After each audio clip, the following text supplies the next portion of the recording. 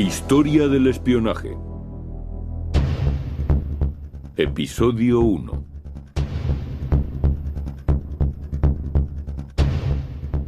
Espías y servicios secretos son conceptos que inspiran intriga y emoción. Ningún personaje ha encarnado mejor que James Bond nuestra idea de espía. Sin embargo, ese papel está muy lejos de la realidad. Desde los cuarteles generales del servicio secreto se controla toda la red de espionaje mundial.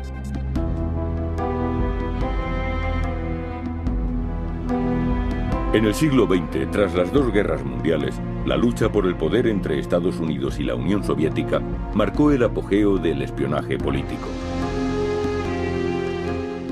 Los grandes espías han ido determinando el curso de la historia. Algunos de ellos como héroes, otros como traidores. Algunos movidos por el idealismo, otros por el afán de aventuras o por pura codicia. El chantaje y el amor fueron armas y factores decisivos. Ser espía no es fácil, sobre todo si lo eres durante un periodo prolongado de tiempo, por la sencilla razón de que cuando te dedicas al espionaje, estás obligado a vivir como mínimo una doble vida, y probablemente más. Una de las espías más emblemáticas de la Primera Guerra Mundial fue la mítica Mata Hari. Nació en Holanda bajo el nombre de Margaretha Gertruda Celle y era hija de un fabricante de sombreros. Se casó muy joven con John McLeod, un oficial del ejército colonial bastante mayor que ella, y le siguió cuando fue destinado a Java y a Sumatra. Allí conoció el hinduismo y aprendió la danza de los velos. Los jóvenes oficiales de la guarnición adoraban a esta bella mujer holandesa. Sin embargo, su marido era alcohólico y la maltrataba. De vuelta en Europa se separaron. Lady MacLeod, como Margaretha se hacía llamar, se trasladó a París y adoptó el nombre artístico de Mata Hari, que significa ojo del día. En París se dedicaba a bailar la danza de los velos y enseguida alcanzó fama internacional. Tenía muchos amantes, incluido el heredero de la corona alemana. Al menos eso decía ella.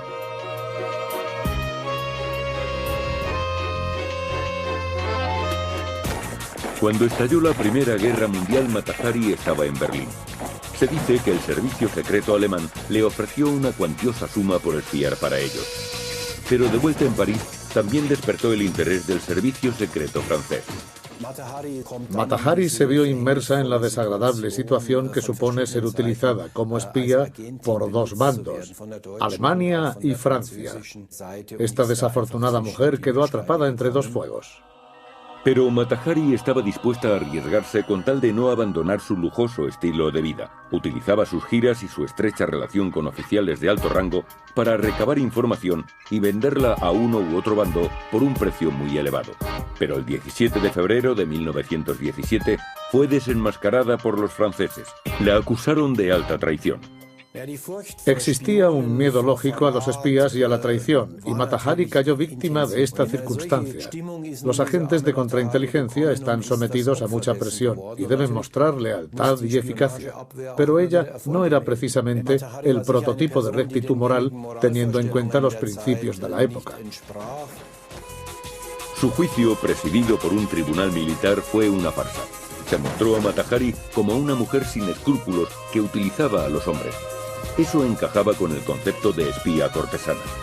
No hubo pruebas concluyentes contra ella, pero a pesar de todo, fue condenada a muerte por desarrollar actividades de espía doble y por alta traición. El 15 de octubre de 1917, Mata Hari se enfrentó a un pelotón de fusilamiento en el bosque de Vincennes. Se negó a que le taparan los ojos y cuentan que justo antes de que abrieran fuego, mandó un beso a los soldados.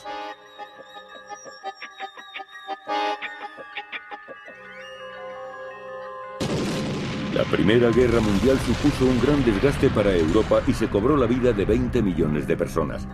Las monarquías desaparecieron y se rediseñó el mapa del mundo. En Rusia, la revolución comunista marcaba el principio de una nueva era.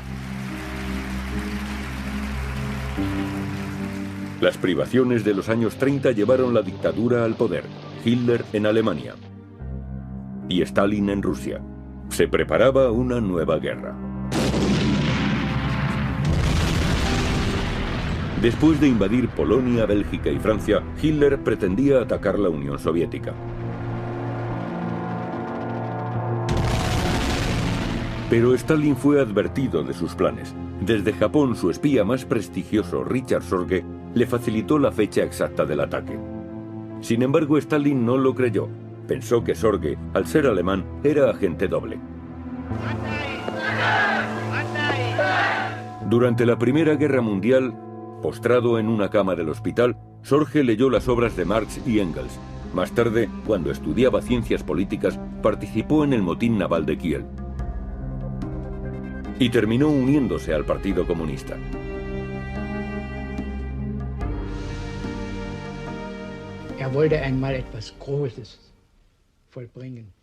Richard quería hacer algo en la vida, algo grande. Quería ser parte de la historia, dejar su huella. Tal vez sea un pensamiento muy típico, pero él me dijo una vez: Eric, ¿te imaginas muriendo en la cama? Yo no. En 1924, Sorge fue a Moscú, donde trabajó para el Partido Comunista Internacional. Su actividad llegó a oídos del servicio secreto ruso, que lo envió a China bajo el nombre de Ramsey. Shanghái, una ciudad cosmopolita sinónimo de misterio, aventura y poder. La riqueza se encontraba en manos europeas y japonesas, que eran quienes poseían los bancos y las industrias. La explotación de los trabajadores chinos y sus miserables condiciones creaban una situación ideal para las fuerzas revolucionarias. El Partido Comunista Chino se alzó contra los imperialistas. Richard Sorge trabajaba en el periódico alemán Frankfurter Zeitung, su tapadera para coordinar agentes comunistas. Como periodista, podía preguntar cuanto quisiera sin levantar sospechas. Richard era muy apuesto. Tenía mucho carisma y era muy astuto. Algo que se intuía nada más verlo. Era un hombre muy irónico y con mucho sentido del humor, aunque a veces también parecía triste. Lo llamaron desde los cuarteles generales de Moscú para su siguiente misión y Sorge se instaló de nuevo en la capital soviética. Stalin no era aún el férreo dictador en que se convertiría. En 1932, en el Komintern-Club, Sorge conoció a su gran amor, la actriz Katia Maksinova. Se casaron, pero poco después hubieron de separarse para siempre. En 1933, Sorge viajó a Japón atravesando Alemania y Estados Unidos. La Unión Soviética se sentía amenazada por esta gran potencia asiática y enviaron a su espía en calidad de corresponsal del Frankfurter Zeitung. Como periodista acreditado, asistió a una serie de recepciones diplomáticas e incluso se hizo amigo del embajador alemán. Los análisis políticos de Sorge creaban expectación, pues tenía acceso a diplomáticos, empresarios, asesores militares y gente influyente. Organizó una red de informadores cuyos hilos llegaban hasta los altos cargos de la jerarquía gubernamental japonesa.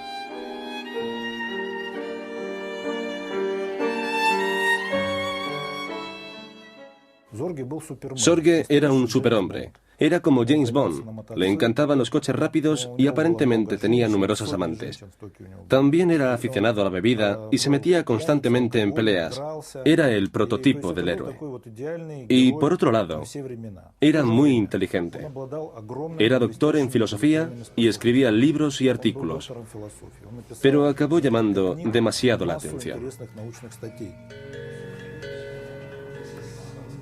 En Japón tenía fama de rompecorazones. Una de sus amantes era Hanako Hishi, conocida como Áñez. Era un hombre muy decente, pero cuando no estaba conmigo bebía mucho. En una de sus borracheras se cayó encima de su colección de discos y la rompió. Cuando yo estaba con él no tenía necesidad de beber. Era consciente de sus virtudes y del efecto que ejercía en las mujeres. Todas querían que fuera a las fiestas de sus maridos y recibía muchas invitaciones. Eso acabó resultándole muy útil para su trabajo. Una vez le pregunté que si había estado con muchas mujeres y él me respondió: bueno, es que no puedo evitarlo.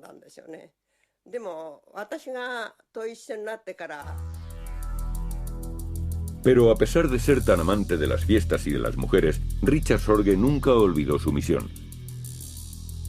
En Berlín, Hitler informó al embajador japonés de la fecha del ataque contra la Unión Soviética. Gracias a sus contactos con las personas más cercanas al primer ministro japonés, Richard Sorge se enteró y comunicó a Stalin la fecha, los efectivos y las directrices del ataque de las fuerzas alemanas.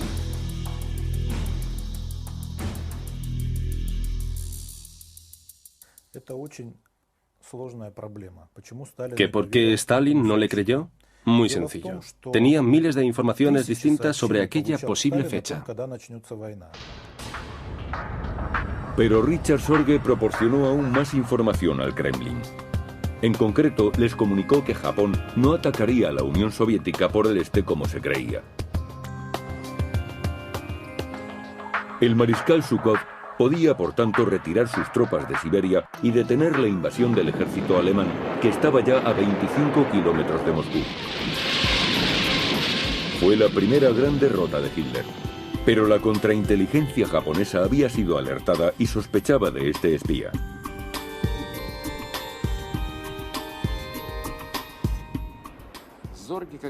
En una de las últimas cartas que Richard Sorge escribió a su casa a Moscú, decía: «Creo que nuestro grupo está en peligro.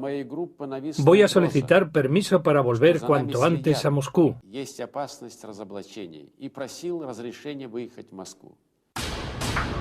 Pero Lavrent Beria, director de la inteligencia militar rusa, negó a Sorge el permiso para volver y mandó arrestar a su esposa Katia. Beria la interrogó personalmente y la envió a un campo de prisioneros donde murió 2 meses después. Beria dijo: «Podemos creer o no la información. El problema es que no podemos fiarnos de ella». Eso significó el final de la relación de Moscú con Sorge. Su destino estaba sellado. Apenas unos días después de que Sorge entregara su último informe, tan relevante para el curso de la guerra, su tapadera fue descubierta y lo arrestaron en Japón.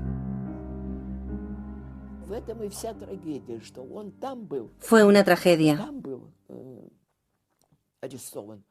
Era un hombre muy bueno y honrado. A él lo arrestaron en Japón y a Katia aquí en Moscú. Y no dieron ningún motivo.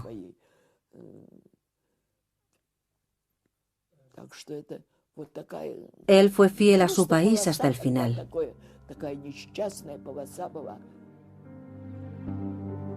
Los japoneses querían cambiar a este espía por otro agente.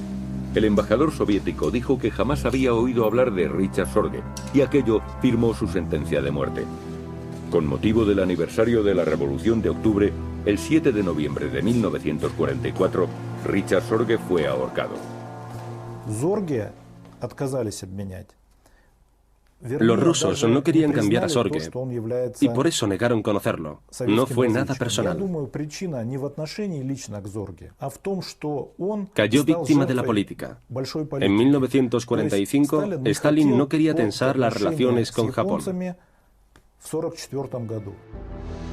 El nombre de Richard Sorge no fue honrado hasta el mandato de Khrushchev.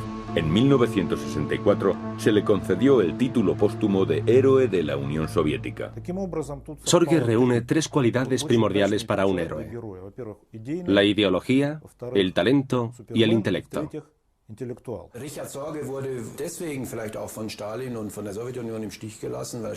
Otro de los motivos por los que Richard Sorge cayó en desgracia frente a Stalin y la Unión Soviética fue que Stalin personalmente no confiaba en él.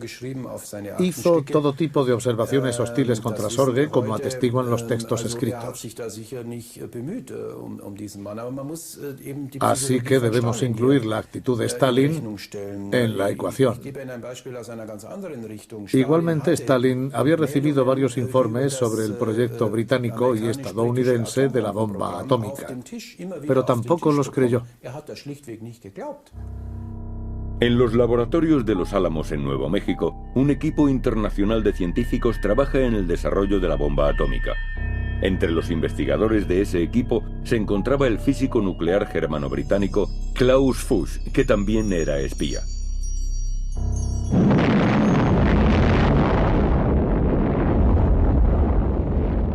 La mujer que entregó los planos a Moscú fue Ruth Werner.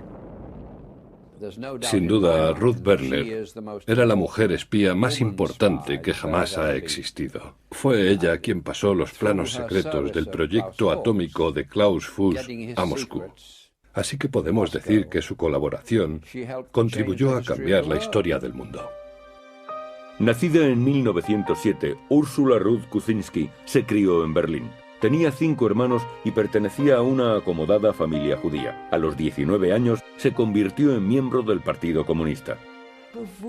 Lo que más admiraba de ella era que no tenía nada de burguesa. De hecho, despreciaba el modo de comportarse de las clases altas.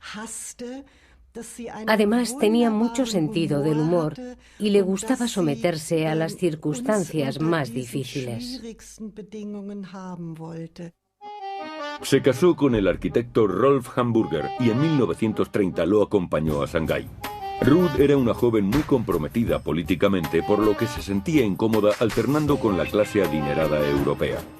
No compartía las diversiones superficiales de esas mujeres, pero todo cambió cuando conoció al renombrado espía Richard Sorge. Fui, por así decirlo, como su aprendiz. Siempre es más fácil recordar el pasado lejano, y me acuerdo perfectamente del primer día en que se me acercó y me preguntó si estaba dispuesta a trabajar para él. Werner ya era madre, pero no lo dudó. Bajo su nombre en clave, Sonia, recababa información, contactaba con los comunistas chinos y almacenaba armas en su propia casa. Todo a espaldas de su marido. No creo que buscara forjarse una carrera como espía. Era su modo de luchar por la justicia, no hay duda. En 1933, Ruth Werner viajó a Moscú para ser entrenada en el oficio de espía. Su siguiente misión la llevaría a Manchuria, al norte de China, y se llevó consigo a su hijo Michael. Cuando yo tenía 3 años, mi madre fue enviada a Manchuria para ayudar al Partido Comunista Chino. Tenía que conseguir explosivos y establecer conexiones de radio. Ruth Werner dominaba el código Morse y se comunicaba por radio con Richard Sorge. En la Manchuria ocupada por los japoneses, corría constantes peligros. Por miedo a que se descubriera su tapadera, sus jefes le hicieron volver a Moscú. Una vez allí, hubo de enfrentarse al hecho de que los ideales comunistas de su juventud habían sido sustituidos por el terror estalinista. Sus amigos desaparecían víctimas de las purgas. No sé cómo yo me libré cuando tantos otros cayeron. Es algo que aún hoy me sigo preguntando. Me dijeron que no me reuniera con tantos alemanes y que era mejor que me fuera si no quería tener problemas. Desde Varsovia, donde había nacido su hija Janina, Ruth Werner voló a Suiza. Allí se estableció y creó una red de agentes entre los que se encontraba Len Burton, un comunista británico veterano de la Guerra Civil Española.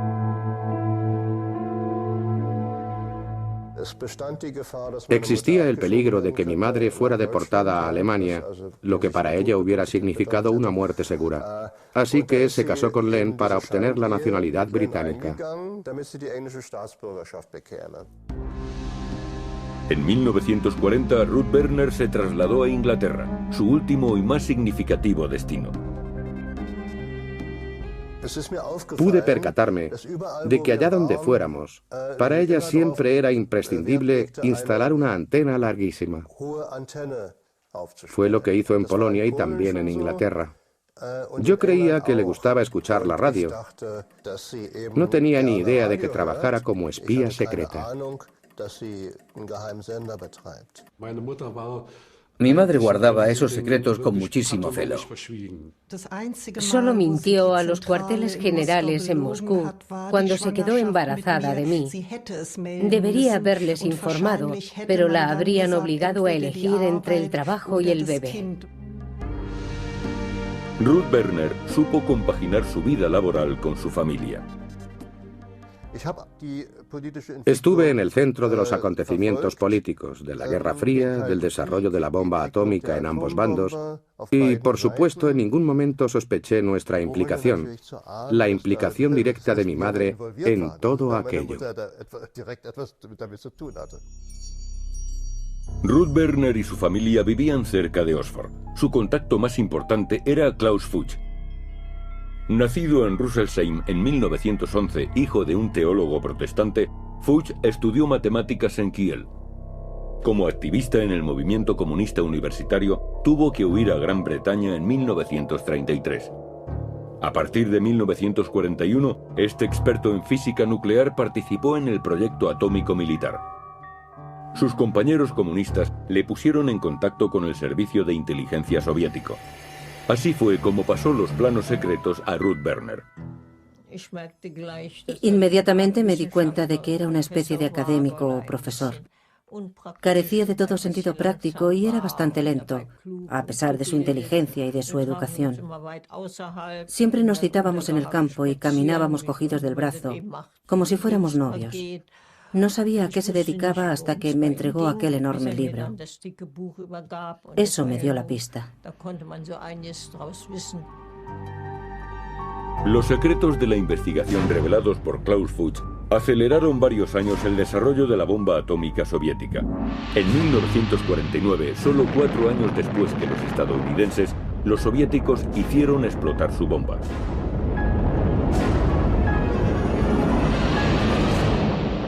Un año después, Klaus Fuchs fue descubierto.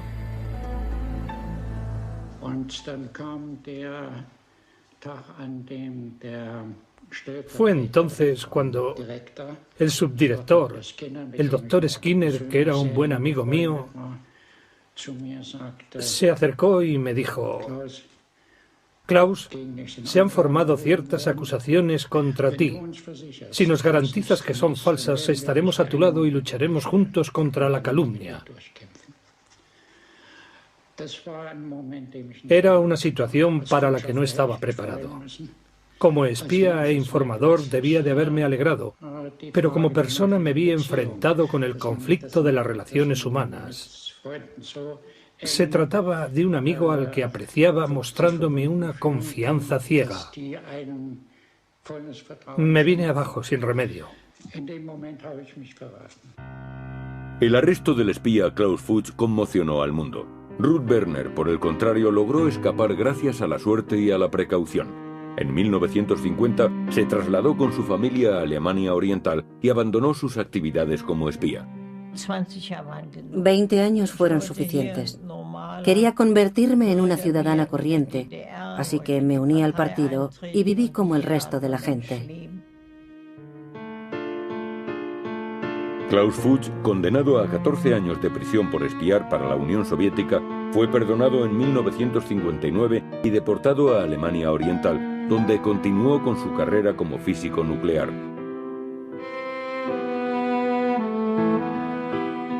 Londres, 1944. Aparecieron muchos informes respecto al proyecto atómico occidental, informes muy precisos. Stalin no solo espiaba a sus enemigos, sino también a sus aliados. En Londres, sus informadores procedían de las clases altas británicas, pero todos tenían ideales comunistas. Kim Philby dirigía la mayor red de espías que operaba contra Occidente y al mismo tiempo el servicio de contraespionaje británico. Philby fue seguramente el que más estragos causó en la inteligencia occidental. ¿Cómo era posible que un joven procedente de la clase alta británica se convirtiera en espía soviético? Kim Philby había estudiado historia y economía en Cambridge. La Gran Depresión de los años 30 fue para muchos la prueba de que había pasado el tiempo de los antiguos sistemas y que el futuro pertenecía a la ideología comunista. Esta ideología influyó sobre todo en los estudiantes de las universidades de élite. El servicio secreto soviético reclutaba a jóvenes procedentes de las clases altas. Como estudiaban en la universidad, serían los que en el futuro se trazarían carreras de éxito. Acabarían ocupando puestos influyentes en sus países de origen y podrían serle útiles a la Unión Soviética. Efectivamente, los estudiantes reclutados por el KGB tuvieron carreras de éxito. Se los conoció como los 5 de Cambridge. Guy Burgess trabajaba en el Ministerio de Exteriores, Donald Maclean en la Embajada Británica en Washington. Y Anthony Blunt, historiador del arte, incluso fue nombrado caballero. Pero la carrera más importante fue la de King Philby, director de contraespionaje del MI6. Era, en apariencia, un hombre con mucho encanto. Tartamudeaba un poco cuando hablaba, pero tenía mucho éxito social. Iba a fiestas, bebía bastante alcohol y encandilaba a todas las mujeres. Arrastraba varios matrimonios e innumerables romances. Era de ese tipo de personas que atraen a los demás hacia sí. Seguramente por eso fue tan eficiente en su papel como espía. Al finalizar la Segunda Guerra Mundial, los 5 de Cambridge informaron a Stalin sobre las intenciones de los aliados. Eso le permitía saber hasta dónde podía llegar en las negociaciones en Teherán y Yalta. Sabía que los británicos y los estadounidenses se desentenderían de Europa del Este. Estambul, 1945. Las cosas se tornan peligrosas para los espías de Cambridge. Un desertor soviético, Konstantin Volkov, quiso cambiar de bando y ofreció a la embajada británica información sobre los espías más importantes del KGB que se habían infiltrado en sus filas. Sabía los nombres y estaba dispuesto a revelarlos, pero el hombre que dirigía las negociaciones con Volkov no era otro que el cabecilla del contraespionaje, King Philby. El papel de Philby era informarnos de que Volkov estaba dispuesto a traicionarnos. Simuló tener sospechas y retrasó el interrogatorio de Volkov, así que tendríamos tiempo de tomar las medidas necesarias. El KGB reaccionó deprisa y Volkov desapareció sin dejar rastro. Y aunque la sombra de la sospecha pesó sobre Philby, lo cierto es que nunca fue descubierto. ¿Por qué nadie delató a Philby? Aquí influye un factor difícil de evaluar: el corporativismo de la clase alta británica. Si eres uno de nosotros, por decirlo así, te apoyaremos hasta el final. Washington, 1947. El presidente Truman ordena la creación de la CIA, el Servicio de Inteligencia Exterior estadounidense. Su misión principal era reunir información acerca de las actividades militares del bloque oriental. Philby se une para colaborar con la CIA como agente británico. Para los soviéticos, eso significaba que estaría en primera fila de los acontecimientos, pero algo estuvo a punto de provocar su caída. Sus colegas Burgess y Maclean son desenmascarados y desaparecen. La situación era muy arriesgada, pero Philby no se escondió. Al contrario, compareció ante las cámaras de televisión y negó ser el tercer hombre.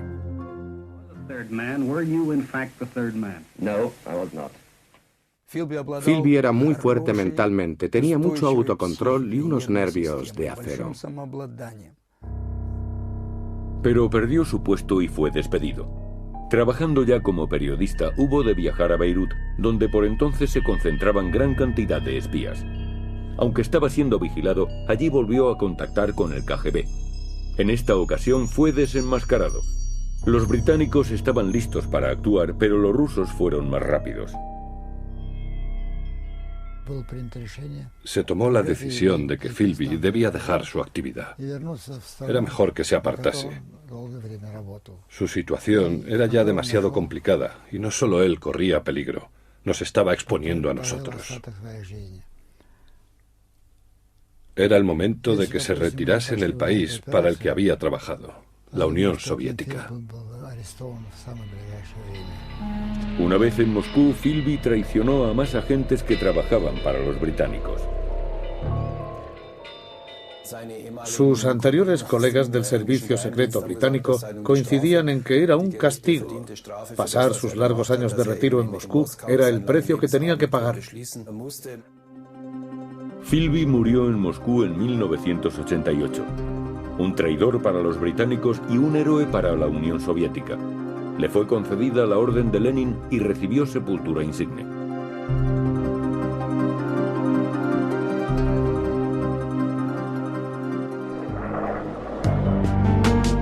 En Washington, capital de la otra superpotencia, se desenmascaró a un maestro del espionaje soviético que no era comunista, sino capitalista. John Walker. Cualquier servicio secreto hubiera estado orgulloso de contar con él.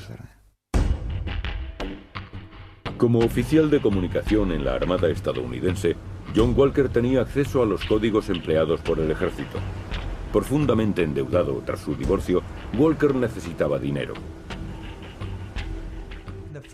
Lo primero que se le ocurrió para mejorar su situación fue robar secretos y vendérselos a la Unión Soviética. En una ocasión llegó a decirme: soy alguien con quien se pueden hacer muy buenos negocios. Si fuera banquero hubiera robado dinero. Si hubiera tenido acceso a las drogas, hubiera traficado con ellas. Esto es lo que tengo al alcance de la mano, pues esto es lo que vendo. Walker acudió a la embajada soviética con un maletín cargado de información naval.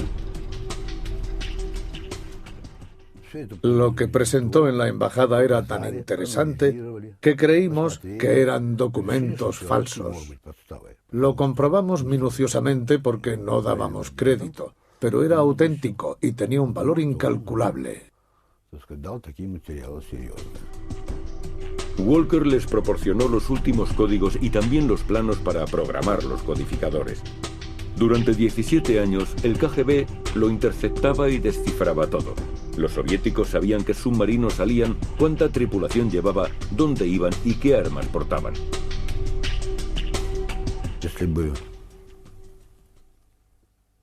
Si hubiera estallado la guerra entre Estados Unidos y nosotros, les habríamos ganado. Walker ganó millones de dólares traicionando a su país. Los soviéticos depositaban el dinero en lugares previamente acordados. Pero su vida privada provocó su caída. Fue su mujer la que descubrió a Walker. Dijo que uno de sus errores había sido no matar a su mujer, a su exmujer. No le dio nada. Por $10,000 la hubiera mantenido callada. Obviamente, ella lo sabía todo. Hacía años que sabía que su marido era espía. En mayo de 1985 puso al FBI sobre la pista de su marido, revelando uno de los puntos de entrega. La última misión que realizaría se ceñía a la misma rutina con la que había actuado durante años. Walker depositaba el material secreto en una bolsa de basura. En este caso, se trataba de 128 documentos navales de alto secreto. Walker fue arrestado, juzgado y condenado a cadena perpetua. Reprogramar los codificadores le costó al gobierno más de $1.000 millones. Justo después de que Walker fuera arrestado, se destaparon otros 7 casos, uno detrás de otro. Fueron tantos en tan poco tiempo que la gente empezó a alarmarse ante tanta corrupción. Por supuesto, todos actuaron por dinero. Aquellos espías ya no trabajaban ni luchaban por sus ideales comunistas. Lo hacían todo con ánimo de lucro. Cuando Aldrich Ames fue descubierto, el caso conmocionó a la sociedad estadounidense. Ames comenzó su carrera en la CIA como empleado. Después de haber estado destinado en Turquía y Centroamérica, empezó a trabajar en el contraespionaje. Analizaría las actividades del servicio secreto soviético.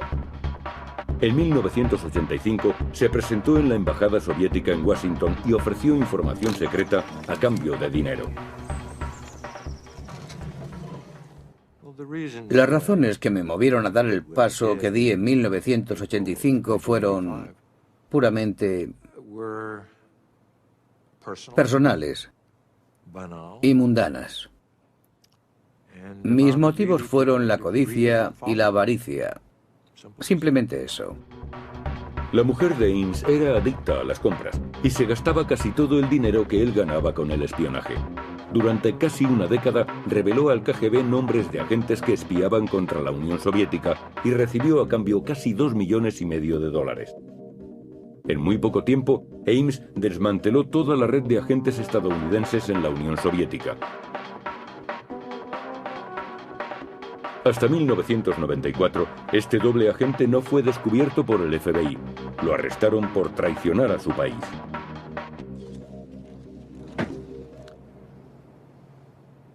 El impacto, la ansiedad, el reconocimiento instantáneo. Uno ve toda su vida pasar ante sus ojos. Tienes la sensación de que todo acaba, pero sin notar alivio. Es muy angustioso.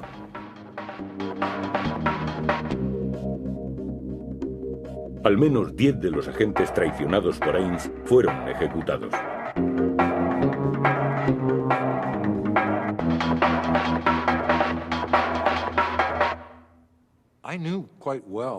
Cada vez que revelaba el nombre de uno de nuestros agentes a la Unión Soviética, sabía a lo que les estaba exponiendo y lo que les esperaba. Era perfectamente consciente de que tendrían que enfrentarse a todos los rigores del contraespionaje y a la justicia soviética. Y sabía que podrían condenarlos a muerte, sobre todo los agentes de la KGB y del GRU, el Directorio Principal de Inteligencia. Y todas aquellas personas, sin duda, habrían de responder de sus actos.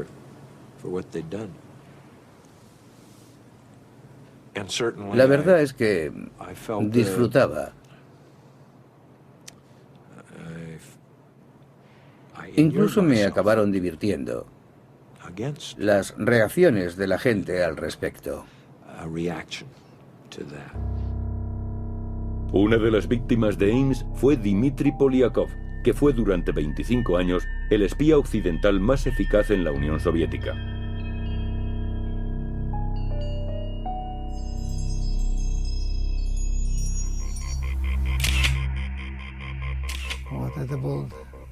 Ese hombre causó mucho daño a nuestro país.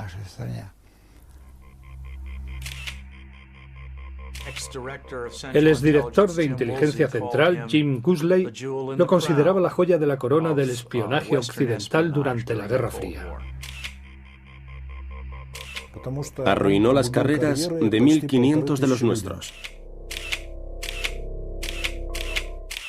Polyakov trabajó durante 15 años bajo las circunstancias más difíciles que pueden rodear a un espía, vigilado por el sistema de contraespionaje más poderoso del mundo. A principios de los 60, el KGB envió a Polyakov a Estados Unidos, donde se hizo pasar por diplomático y trabajó en las Naciones Unidas. Durante este periodo, la crisis de los misiles cubanos estuvo a punto de provocar una guerra nuclear. Polyakov perdió la fe en los ideales comunistas y se ofreció a cooperar con el contraespionaje estadounidense. El motivo de Polyakov sigue siendo uno de los grandes misterios de la historia del espionaje. Existen varias hipótesis respecto a por qué desertó. Tenía un hijo que enfermó, y cuando empezó a trabajar en Nueva York, pidió permiso para que lo trataran allí. Pero el gobierno se negó y su hijo murió. Hay muchos que creen que este fue el punto de inflexión. Pensar que los rusos habían dejado morir a su hijo. Buscaba retos. Siempre le gustaron las situaciones extremas. En verano de 1962 volvió a Moscú y siguió su carrera en el servicio de inteligencia. A partir de entonces, nunca dejó de idear nuevas formas de entregar material secreto, como pasar por delante de la embajada estadounidense en Moscú en un simple autobús y enviar información a través de un mini transmisor.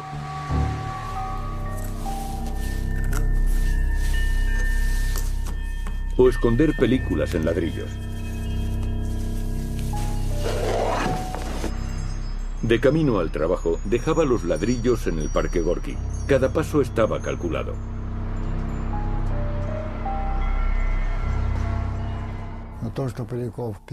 Polyakov reveló muchos nombres a los estadounidenses, tanto de gente de Moscú como del extranjero. Polyakov dio el nombre de 19 agentes de la CIA reclutados por el KGB, de 150 agentes en el extranjero y de 1.500 espías soviéticos. Fue un completo desastre para las redes de espionaje soviéticas que había en Occidente. Sus revelaciones fueron nefastas para la Unión Soviética.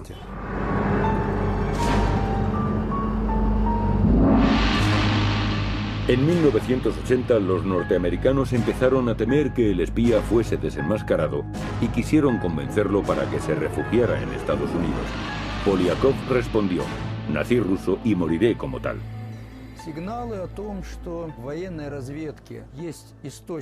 Lo sospechábamos desde hacía tiempo. Muchas señales indicaban que alguien de nuestros servicios estaba actuando como informador de Estados Unidos. Las pruebas eran concluyentes. Teníamos que estar más alerta. Los servicios de contraespionaje tardaron mucho tiempo en descubrir a Polyakov. En parte porque los estadounidenses no dejaban de levantar sospechas sobre otros agentes. Además, Polyakov ascendió a general y en la Unión Soviética los generales quedaban fuera de toda sospecha.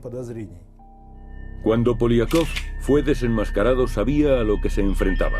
Había ocultado una doble vida durante 25 años. Había traicionado a agentes occidentales y había proporcionado información sobre tecnología espacial soviética, estrategias nucleares y armas químicas y biológicas. Nunca aceptó pago alguno por su actividad.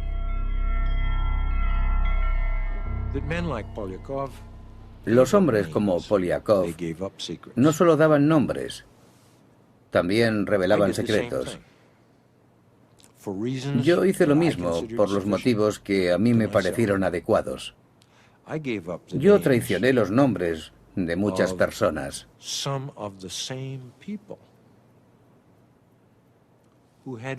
Algunas de las cuales habían hecho previamente lo mismo que yo. Un círculo de avaricia con terribles costes humanos. El juicio de Polyakov duró 3 años. Finalmente, en 1988, fue condenado a muerte. Lo ejecutaron de un tiro en la cabeza y lo enterraron en una tumba sin identificar. Así es el juego del espionaje. Tu propio agente es un héroe y el del bando contrario un traidor.